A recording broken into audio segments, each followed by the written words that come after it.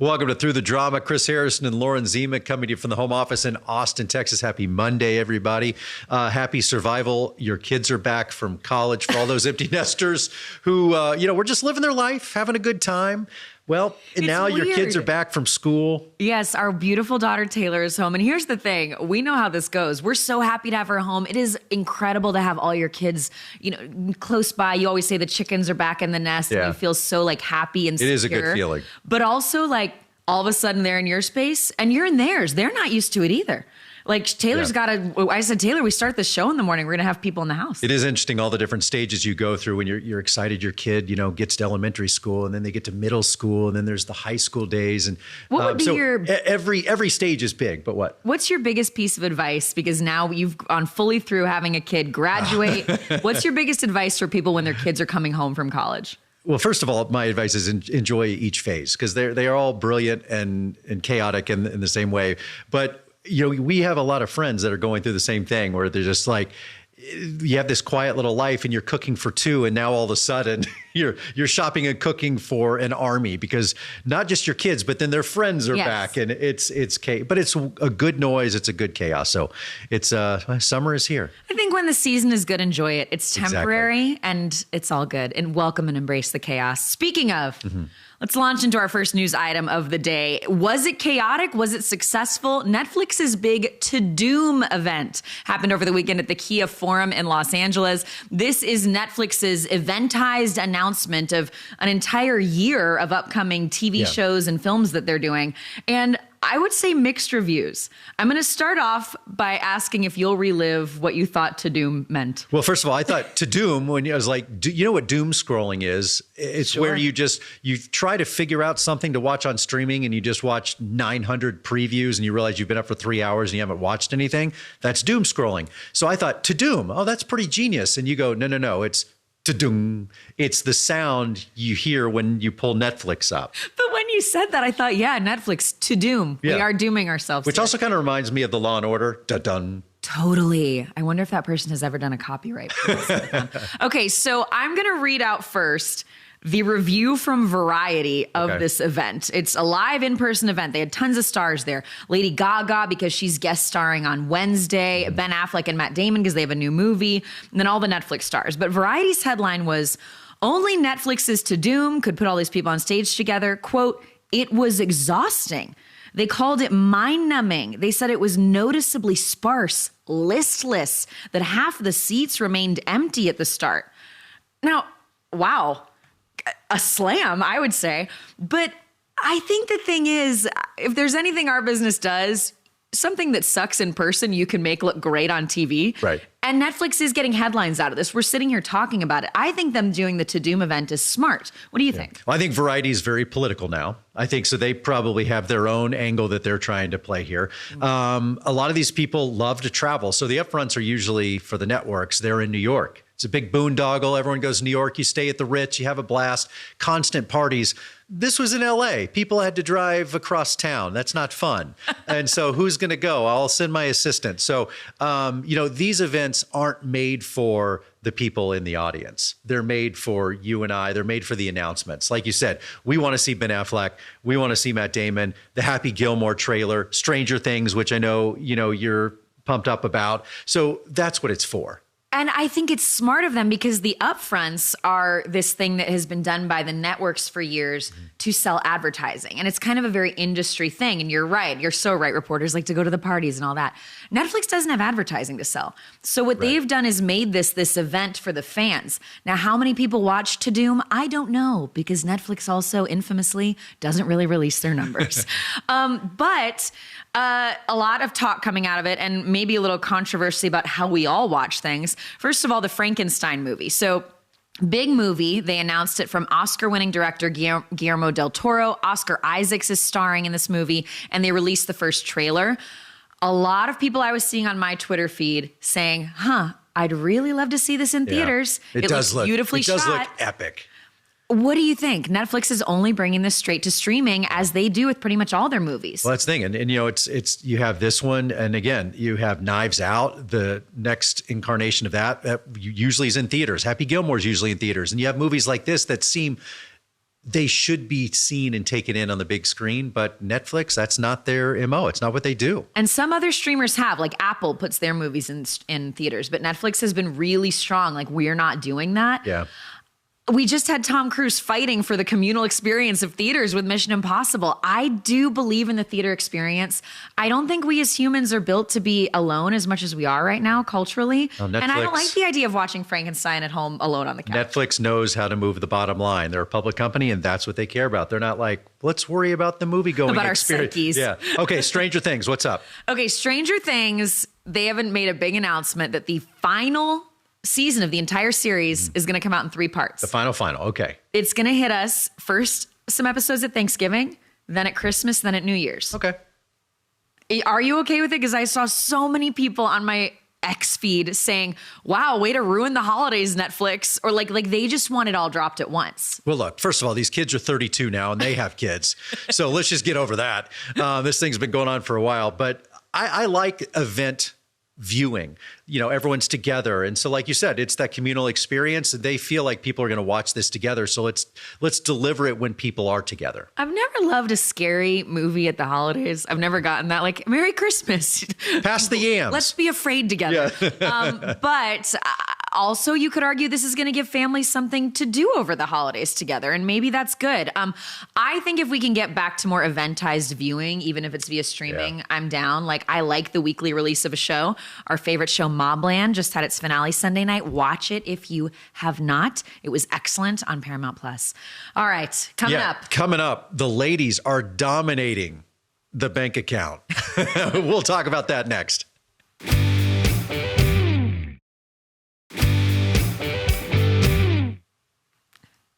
Welcome back. If there's a long line at the ATM machine this week, it's probably a female celebrity cashing their checks. Heck yes. Women are crushing it. So the biggest story last week, towards the end of the week, was Taylor Swift, who released a heartfelt letter to her fans, letting everybody know the 6-year battle to get all of her albums, artwork, concert video, all of it is back. She bought it back. So I got to be honest, I didn't know she was still trying to buy it back. And maybe she wasn't. I mean, I certainly knew major controversy a couple years ago when she came out and said, I want to buy my albums. They won't let me. You start out in this business and you don't have the rights to your own music. As an artist, you just take a record deal. So she becomes successful, wanted to buy them back. She said that Scooter Braun and that other entity wouldn't let her. Yeah. And so that was when we got the Taylor's version of her records and she re-recorded all of her albums. I thought we were done. How did it come up that she's now going to buy everything back? I think the opportunity presented itself. And look, here's the thing about Taylor Swift. She's brilliant. Say what you will about her. She is a brilliant businesswoman and has absolutely crushed it. Back in 2019, when Scooter Braun's Ithaca Records, when the original thing was sold and Taylor came out and said, I had no idea, I wasn't offered a chance, and I found out with the rest of the world.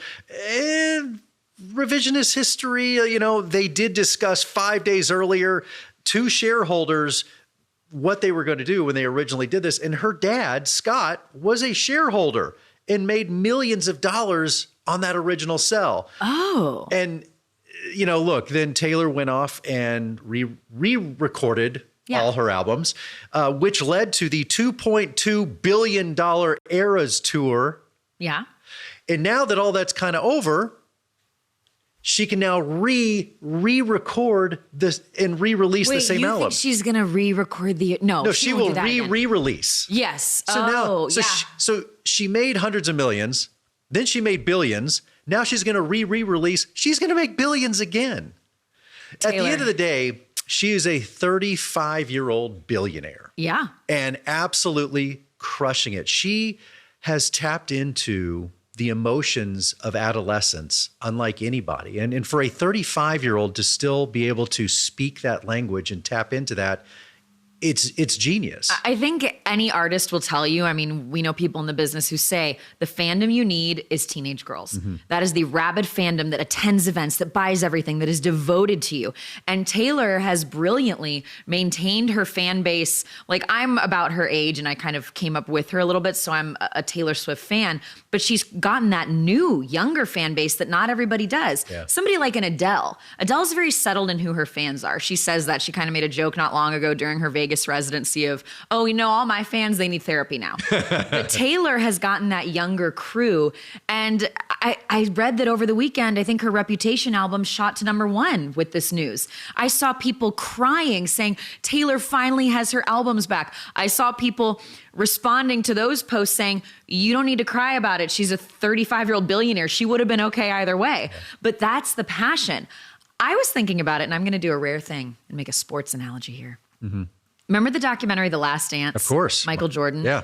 In that documentary, Michael Jordan talked about how he would, if he wanted to be competitive, he would sometimes even create and fabricate. Oh yeah. He conflict. famously created conflict with other players that didn't exist, made up stories. I think that Taylor is the Michael Jordan of music, a young phenom, kept growing the fan base, worshiped the world over, and she has brilliantly made this brand and this energy and this narrative and this lore around her career.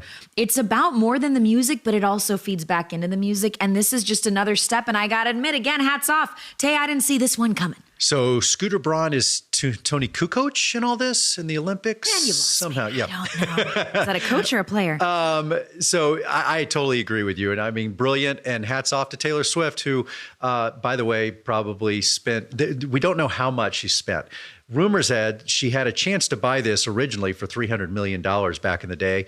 Whew. She may have spent over $1 billion to buy this catalog, but she will make billions and billions. And she posted on Instagram a picture of her and her records with her own song lyric, "You Belong With Me." I want to know, because I do know her publicist is this woman, Tree Payne, and that's her longtime publicist. I'm always curious, like, do they come up with this stuff? Does she have any other team members just coming up with these brilliant Easter eggs, moves, all these things she does? But again, going back to the fandom, you know who posted a picture of a young Taylor Swift? Who? The Girl Scouts. They had a picture of her as a Girl Scout, and they said, you can grow up and be like this. She has tapped in a way I don't think anyone else ever will. So Taylor Swift is at the front of the line cashing those checks, but Hailey Bieber is right behind her. She had a big week. Let's call her Hailey Billion. Hailey Bieber has sold her Rhode Beauty Company, which she started in only 2022. Okay? I don't even think it's a 3-year-old company. That is return on investment. $1 billion sale to ELF Beauty. Hailey posted about it. Listen, hats off to her. I think she is a person, and there's still all this controversy, and TMZ just did a big thing about how there's still drama with her and Selena Gomez and how she feels about her as Justin Bieber's ex. Whatever. I think Hailey's cashing her check and saying, I married a Justin Bieber, the star, but I'm the billionaire now. I sold this beauty brand. Good for her. Yeah, there's her and 2 co-founders. They'll be splitting all this up. So she actually doesn't get $1 billion, but it does look good on the headline. They do get $600 million upfront, 200 in shares, and then 200 they will earn over the next 3 years in earn out. But it is phenomenal. That kind of return on investment. Does it blow your mind sometimes? Like, sometimes I think, okay, there are so many beauty brands out there. Yeah. And then you'll see somebody create one, and it's still so, and I think, everyone starts to think, well, should I do one? But she did have this special sauce. I do think she has inherently really good taste. Yeah. And that worked for her here, kind of like Taylor's inherent artistry. And she's crushed it. Where does the money come from? Do I sound like an idiot right now? How is everything worth $1 billion? It feels like that. That is the new million. It really is. Things used to be, you got so excited if your company, was worth $100 million. Now everything does seem to be worth just $1 billion now. And I know the Jenners had their brands, and those go for billions of dollars. It is pretty amazing. Just a casual Billy. Yeah. What will we be unimpressed by in the future? You mentioned the special sauce. Yeah. That's what Sydney Sweeney is now selling. Yeah, that was one of your best transitions. Sydney Sweeney and Dr. Squatch are releasing the Sydney's Bathwater Bliss soap that contains drops of Sydney Sweeney's bathwater. Yes, this is real. If I saw this on April Fool's, I would think it was a prank. But no, it's real. The actress, famous for Euphoria, for the movie with Glenn Powell, Anyone But You, she is, of course, also a sex symbol. She's gorgeous, and she's built a brand around her beauty as well. And seems to have a good sense of humor about her. I think that's what I love about her. Is she's clever. She plays with it. She very much leaned into it in Anyone But You. Let's bring up that bathwater Instagram announcement one more time if we can. Because the way this came out, babe, so a year ago, she did a Dr. Squatch soap deal where she was in a bathtub.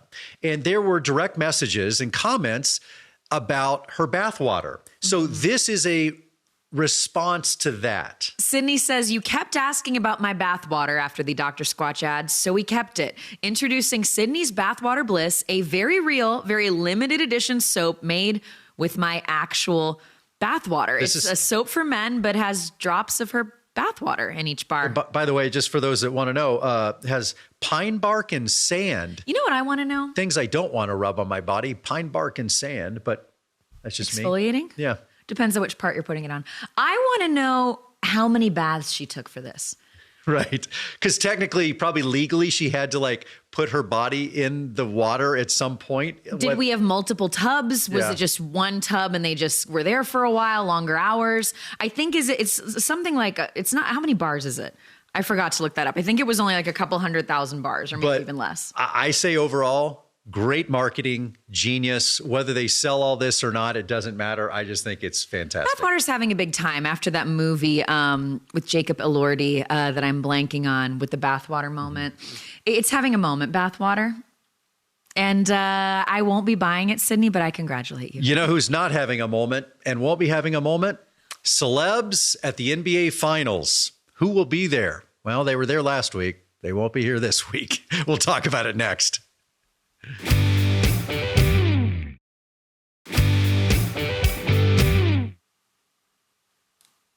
Welcome back to Through the Drama. All right, LZ, we're going to talk sports, but just for a second. We'll get past it. But the Indiana Pacers knocked off the New York Knicks, Game 6 this weekend. So that's I'm going to be super genuine. Knock them off in what? The NBA semifinals. Okay, so this decides who's going to the championships. It was the conference finals, but I'm not even going to get. I know I'm not going to get into the whole conferences and all that. So now we are left with the Indiana Pacers and the Oklahoma City Thunder in the NBA finals this Thursday. And I think what people are going to be asking is, where have all the celebrities gone? I only heard about this NBA thing, to which I genuinely stopped for a second and said, wait, is this March Madness? And I thought, no, it's May. But when I saw them in the news, of course, I'm like, okay, Kylie Jenner and Timothée Chalamet at a game. We love to see this. And that was bringing it into my world. But now we're not going to see Kylie and Timmy anymore. Right. The Knicks are out. Famously, so the Knicks, obviously it's New York, the center of entertainment and all that. They famously have a committee that decides who's going to be on that famous first row courtside. And it's Ben Stiller. It's Timothée and Kylie. It's Miles Teller. They have a committee? Spike Lee. Yes, they have a committee. Oh. But I give them credit because Timothée, Kylie, Ben Stiller, Spike Lee made the trek to Indiana this weekend to go to that game. And I did see a lot of people saying, wow, Timothée got Kylie to Indiana. Like, that's impressive. That's love. That is love. So here's what we're going to be left with. Let's take away Timothée. Let's take away Kylie. Now we're going to have John Cougar Mellencamp, Caitlin Clark. Okay, yeah, famous basketball player. Pat McAfee. Question marks? The tank top guy? Okay. Tank top guy? Celebrity? Yeah, I'd rather look at Kylie and Timothée. Also because, listen, it's just star power, right? You're not going to... It also was the fact that Timothée was so obsessed with the Knicks. Yeah. He's wearing the Knicks jacket in this picture we're looking at now. He had Kylie in the Knicks gear, but also like some of the days his outfits were kind of wonky and funny. Like people were like, wow, he's my dad at the basketball game. And Kylie was really leaning into it too. We know the Kardashians are good at their PR. Mm-hmm. Kylie reposted a clip from the show Sex and the City in an episode where Samantha talks about how she can't get any if her boyfriend's basketball team, if they're not winning. I think it was the Knicks. Brilliant. So Kylie reposted that. They're kissing each other courtside. Timothy's really into the game. So you're telling me we're going to go from Kylie Jenner Kardashian to John Cougar Mellencamp. Yeah. All right. Little pink houses for you and me. All right. Well, it was fun while it lasted. Babe, let's end this Monday with some good eye candy. Thank you. I feel loved, and we all feel the love as Brad Pitt gazes deeply into our eyes from the cover of the latest issue of GQ. I'm lowering my voice because our hearts are all needing a slowdown after this. The guy is 61 years old. Do you feel jealous? He's remarkable. I don't think you do, because I think you are crushing on him. No, he's devastatingly handsome. Remarkably handsome. What I want to applaud Brad on is his style. Like, I don't know who Brad's stylist is, but on the cover of GQ, he's wearing this like beanie cap. He's like, Brad's always taken some fashion risks, actually. And he's really walking that line of like, I am a man, I'm 61, I'm not a boy here, but I'm looking hip, I'm looking cool. I think he's wearing thigh-high leather boots here. He's appealing to all. And not sure about the thigh-high leather boots now that we talk about it. In, babe. You know what? Listen, we talked last week about women in plastic surgery. I'll be honest. My guess is Brad's had some work done.